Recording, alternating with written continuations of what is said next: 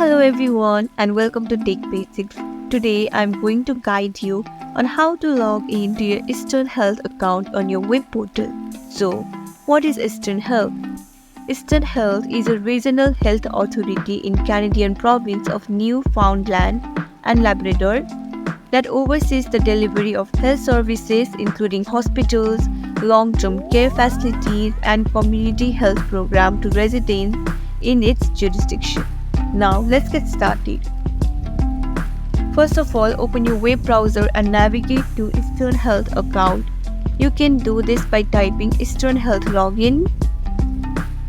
After that, click on login on the Eastern Health careers. Now you will be directed to login page of Eastern Health. Enter your username and your password, then click on login.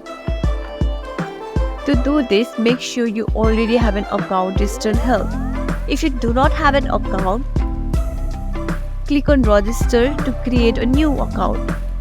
Eastern Health's login page also facilitates you to recover your password in case you have forgotten it. Just click on forgot password to recover it smoothly.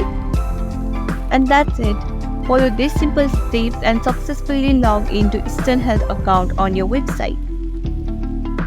Thanks for watching. Don't forget to like, subscribe and share for more tutorials.